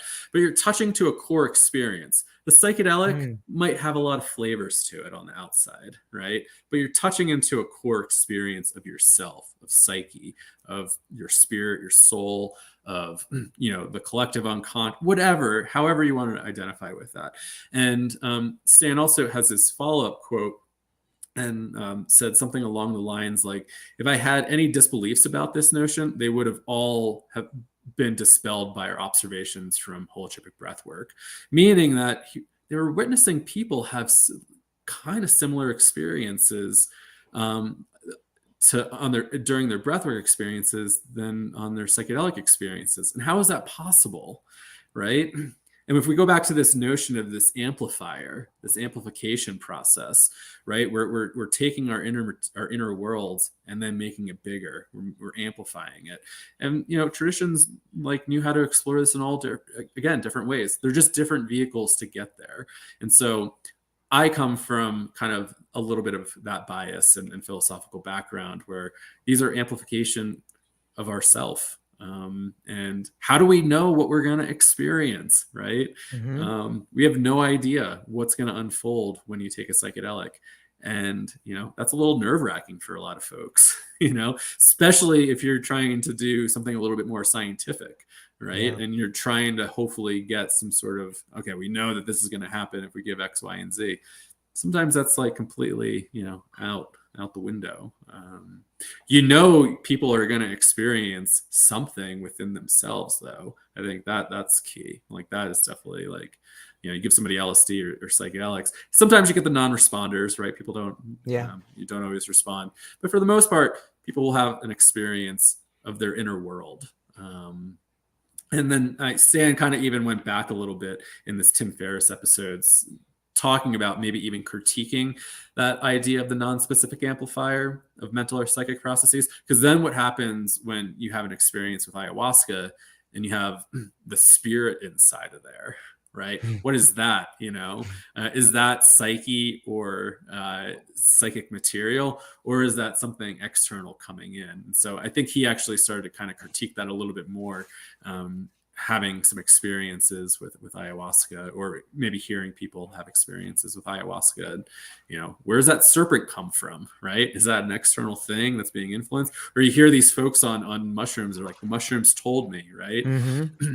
Terence McKenna said he was talking to Albert Hoffman and asking him, do you prefer LSD? But I also know that you synthesize psilocybin, and supposedly, you can always take what Terence says with a grain of salt, but he said Albert Hoffman was suggesting that he preferred LSD over mushrooms because there's something animate in the mushroom space. LSD was less animate than mushrooms. So, then that brings this whole other notion of what the hell's going on there, right? Like, what are these entity things? Is that just an abstraction of our psyche, an abstraction of parts within us? If we're using like internal family system language, are these archetypes? Where do the archetypes come from? Are they just like, again, an amplification of us? Or are these things actually out there somewhere in the collective unconscious, and they're quote unquote real, not concrete, and not something that you can physically touch, but it's a real experience that people have. So now you're bumping up against the stuff that scientists love. That you can't measure, right? Yeah. But it's so imperative. Like I couldn't agree more. Like I think that this is where we are. Often you hear about the ineffable. You have this experience you can't explain. I think that is necessary. I was talking to Sebastian Marcolo about his ideas on cannabis and fragmented highs and soilless mediums. But ultimately, we began having this conversation about science and philosophy, and he said he wrote a paper on I'm probably gonna butcher what he wrote it on, but it was like something of some sort of materialism, where he says, you know what, George, the paper I wrote for my thesis speaks about folk psychology. And in today's world, everyone has like a folk idea of psychology. Like we know what love is and we understand this. He goes, but I think in 20 years, we're going to actually understand what love is. Right now, we just use love might as well be magic. Like we don't know what's happening. We have no idea. So in 20 years, we're going to begin to understand why I love my wife, why I think my wife is the most beautiful woman in the world. She's the most patient person. She's the most amazing woman in the world. And, pretty soon I'll know that, oh yeah, I thought that was love, but really that's the interconnected balance we have between our language, our body language, and the way we dance together through our motion. We're going to have an understanding of that. I think that we are right now coming up on the different kinds of language that will allow us to discover that, whether it's a serpent in the mushrooms, whether it's the spirit in the mushrooms. But I think that gets us back to the evolving linguistics that you bump up against. I can't explain it. So, and you can't have an idea without a linguistic framework. And that's why so many people come back from these trips like, hey, I think I have this thing I want to explore. And they find this new idea. Like we're just now beginning to understand how to communicate. And I think psychedelics, be it some sort of plant that you eat, whether it's a cannabis or whether it's mushrooms or whether it's LSD, all of us allow us to begin exploring this new world of communication. Like that's where this idea that I was thinking about textured language, textured emotions, what does it mean when emotions have depth? When there's synesthesia between language and emotion, how come when you and I speak poetry, I get goosebumps or your face gets flushed? Like we're actually communicating, and there's a synesthesia there. Like we don't explore that enough. It seems that on some level, and maybe it's the Cartesian model we spoke about, that vehicle that I'm glad we got in. I'm glad we hitchhiked and it picked us up and we got us here. But maybe this new vehicle is going to have an air conditioner in it, or it's going to have a radio. The language is getting better is what I'm trying to say. I mean, you make a really, really great point about all this stuff. And I also thinking about the technology and the things that we don't, right? Like, what are we not measuring? Because we don't understand what to measure. And there's so much room for you. And I love like when maybe two narratives that can come together. Like it was in 2013 at the MAPS conference, Dr. Joe Tafur, and it's been a while since listening to this, obviously, but he was trying to bridge shamanic tradition and Western science together, and talking about from one of the shamanic cultures. They're talking about maybe this idea of like hungry ghosts, or there's this stuff that causes disease in our body. And then from the scientific language perspective, he was saying like that sounds a lot like allostatic load, right? And so it's like we have different language for the same experience. And then Jeremy Narby, who wrote The Cosmic Serpent, going back to that serpent idea, he had this whole hypothesis around, since the serpent is part of the cosmology of, say, maybe the Shipibo, that's how they identify with it. But coming from the scientific perspective, like, what about Francis Crick seeing or kind of getting the idea for DNA, right? And admitting that, LSD played a role. Or you have Carrie Mullis talking about the development of the PCR, right? From that, and understanding that kind of, and then I think, Narby was saying like, what if we're actually just, from our perspective, like looking at the DNA within our bodies when we're going inward, right? And then those visions, I think he went a little bit further, saying those DNA actually transmits small photon particles. And what if all those lights and the visions are you tuning in to the body's photon, emitting these small photon particles? And it's just a different language, right? You might one language and cosmology might understand it from the snake. Another cosmology might view it as DNA and from a scientific. And it's interesting when we can start to weave those two paradigms together and understand that maybe we are talking about the same thing, but it's a different language. And how do we not dismiss it? Right. We had Dr. Joe Tafur come and give a presentation with us in Vital. And one of the students asked, are the shamans interested in learning about Western psychology? He's like, yeah, they want to know about it, right? Because they only know one system, right?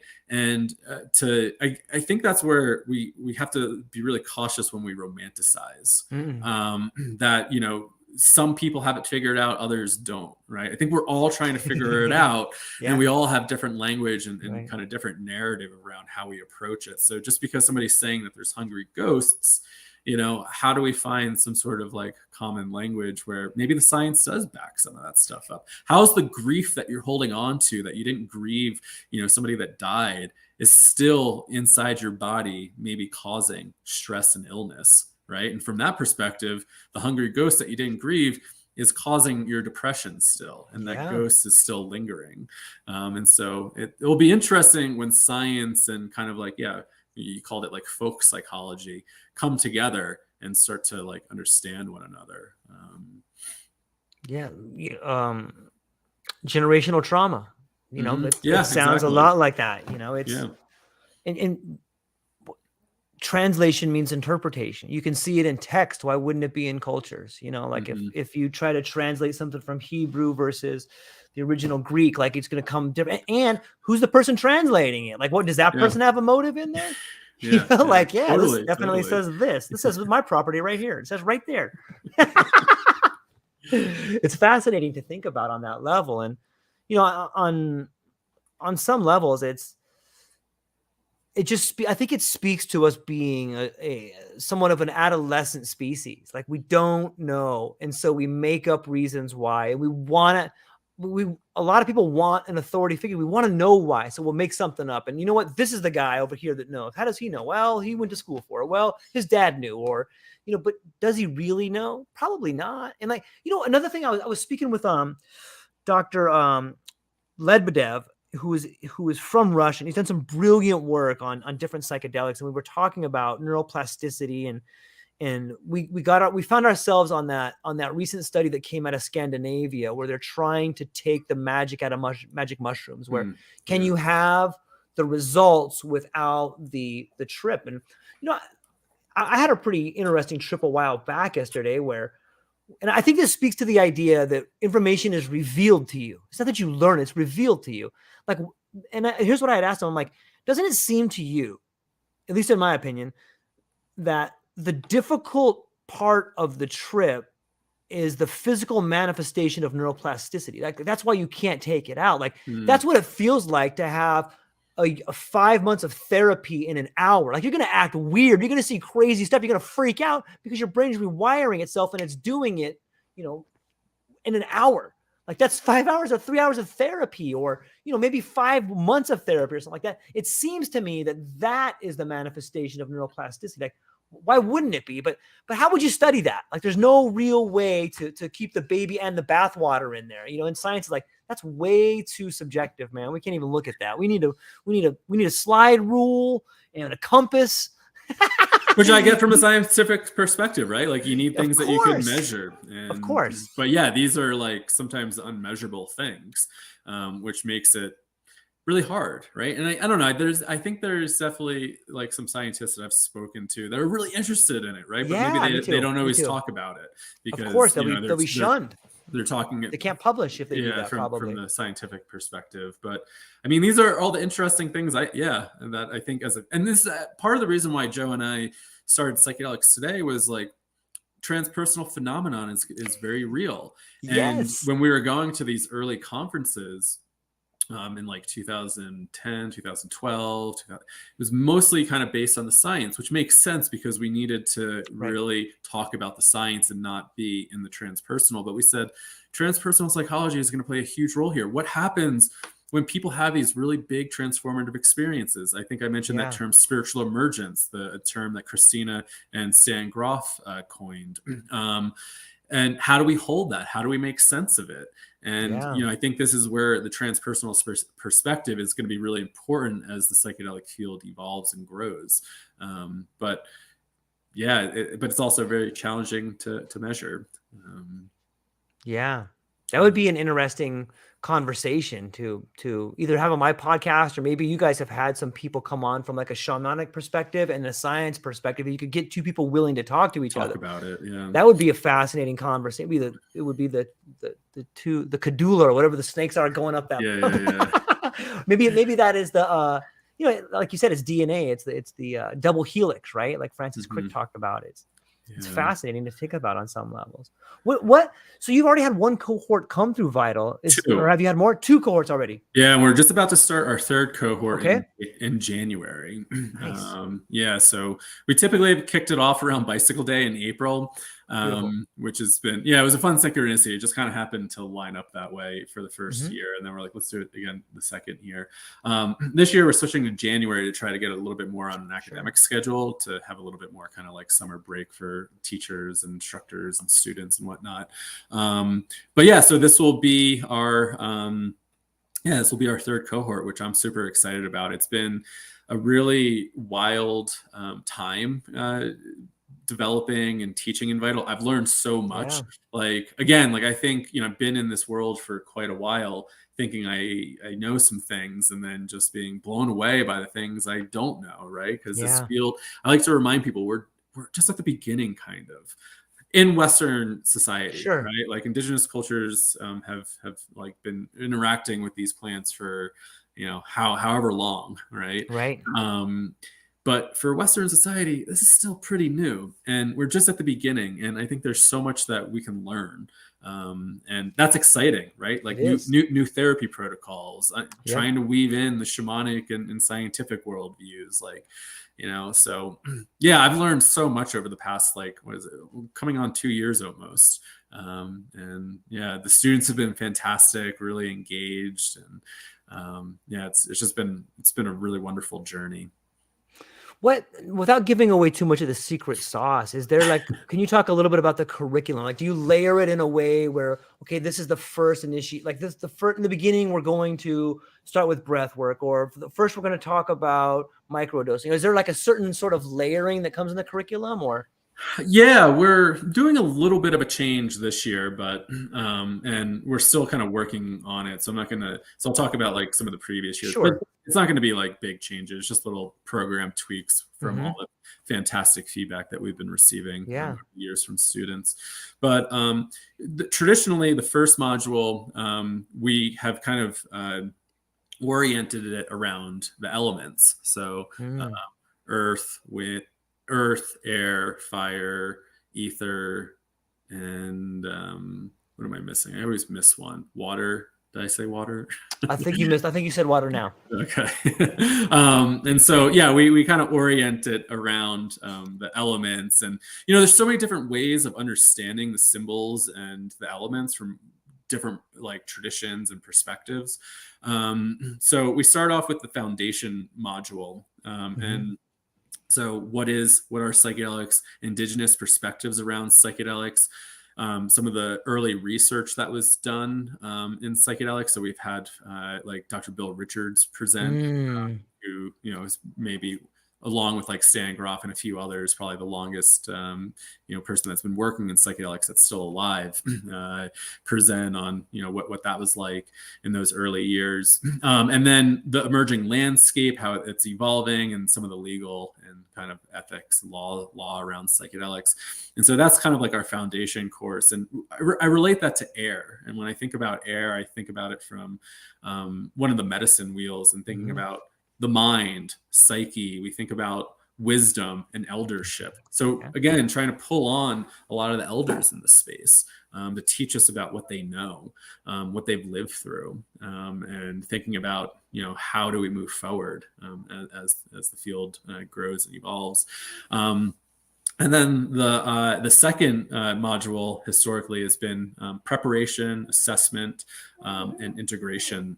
Or just integration is the last module. I sometimes will lump in integration with preparation because it's all one and the same. But really thinking about clinical assessment, risk reduction, harm reduction, like how to have conversations with folks around psychedelics, helping people make more informed choices and decisions.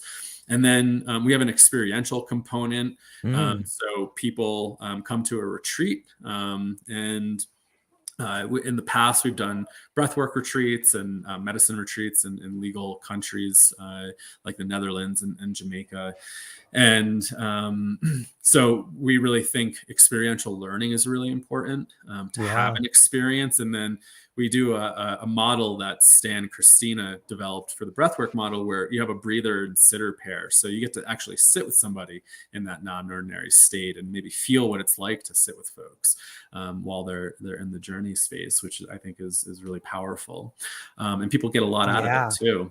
And then we are really also focused on like the inner work. So we also encourage people to do an experiential elective, so they can go on and, maybe it's like taking an IFS training, go to a meditation retreat, maybe it's going to a breathwork workshop, really to continue their inner work. Sometimes people have gone to like, somebody I think went to like a Jungian therapist to work on their dreams, so it's like really, again, encouraging that inner work, because I think so much of this is doing your inner work.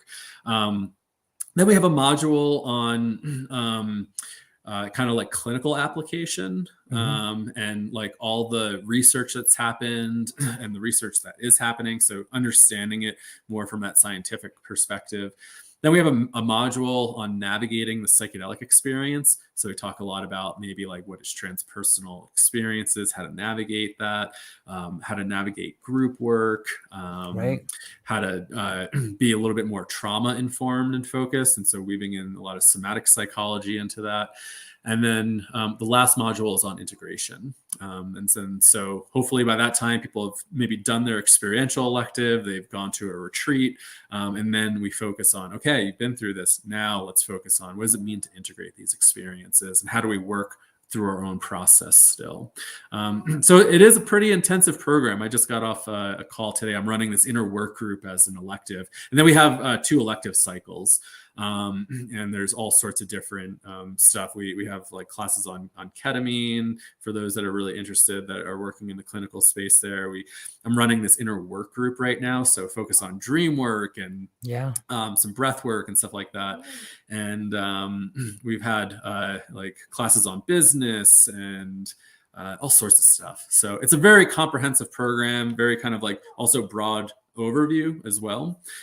Some feedback that I got, a lot of people really kind of appreciate that broad perspective because they don't know what they want to work in and what they want to do. And so it gives like a nice perspective there. Somebody I think said it's like a liberal arts degree in psychedelics, which is pretty cool. I like that perspective on it. Yeah. Do you have like, it seems like it would be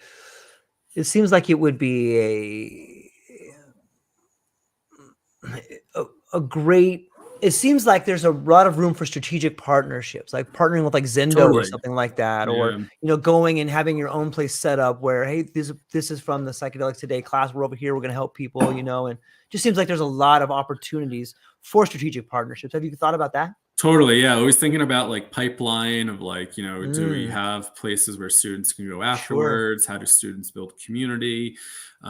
Who are those strategic partners, whether it's like retreats or different services, stuff like that. So we're constantly thinking about it and trying to create those pipelines for students and for ourselves as well.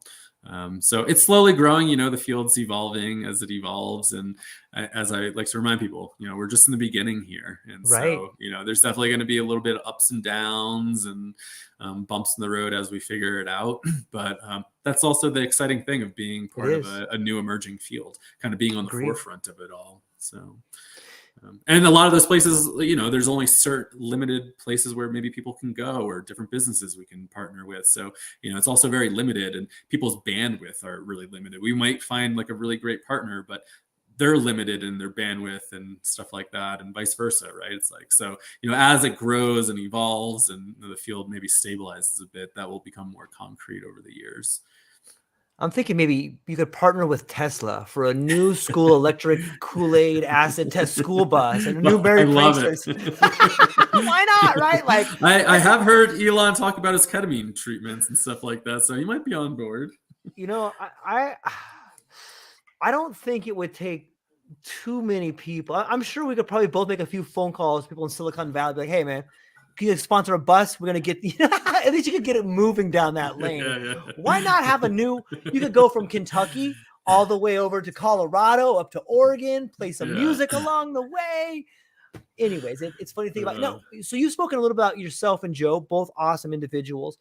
But I know that you have a whole team of people that are working at Vital. Maybe you can shine some light on some of the teachers from Victoria to Swati to some of the from Casey, all these people you have working. Shine a little light on some of the teachers working with you. Oh man, yeah, our team is amazing, and they're just such a dedicated group of folks. And I mean, me and Joe are just so thankful every day. I'm just like, how do we find such awesome people to work with and people that just feel so kind of committed to this cause and stuff. So yeah, at PT, like you mentioned, Victoria, she's like the head of our media department. So helping to put out schedule podcasts and blogs and line everything up. And she's really a rock star. Swati just came on and is new and is helping us out with some of the marketing stuff. And she's amazing as well.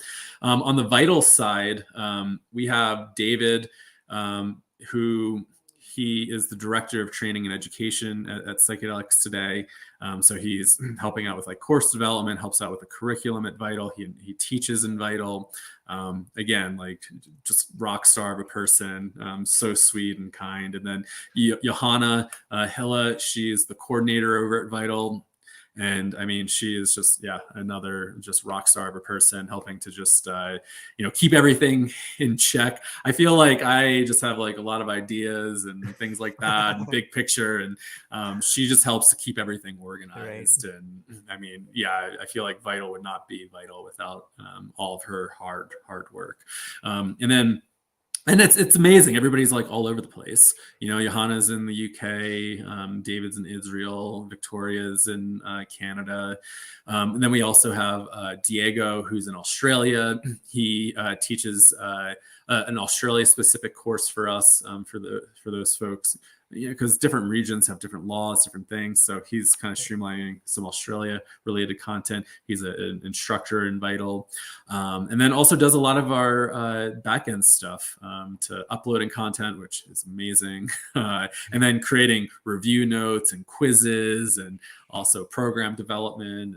And he's just awesome too. But it's been fun kind of juggling, all the all the time zones and stuff like that. And then, and then on the other side, we have like Rob, our sound engineer, who's doing all the podcast stuff. He's been with us for a very long time. And he actually, I think we met him. He came through one of our classes. We had a meetup, met him in person at Psychedelic Science in 2017, which was like really cool.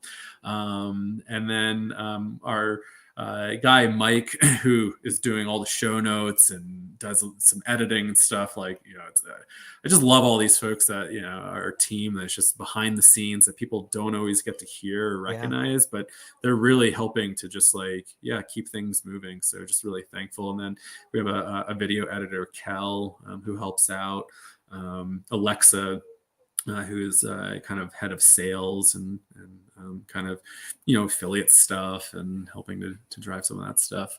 Oh God, I'm probably missing some folks too. I'm sorry if you're listening and I missed you. We do have a pretty robust team, which is really great. It is great. Kyle, I'm super stoked to talk to you, and I'm super stoked on your whole team over there. You have a really great group of people that are really helping a lot of people looking for answers. And I think that all of us are very fortunate to be here at this time. In some ways, I think that, we've been passed the torch from the giants and are standing here trying to shine a light on stuff, even though sometimes we may be fumbling or whatever. I really feel blessed just to be in the conversation and be around so many cool people that are trying to find the others, if that makes sense, and totally. So, but before did we touch on everything, or is there anything else we didn't touch on that you wanted to touch base on? We touched on a lot of stuff. We covered a lot. I'm saying we're almost here for 2 hours, so this has been a really fun interview. I've been having a great time. Not bad for our first one. No, not at all. You're great at what you do. You keep the conversation rolling. It takes one to know one. Yeah, really awesome conversation. So thank you for having me. But if anybody wants to check out Vital, we do have applications open until December 20th. And then you can check out more at vitalpsychedelictraining.com.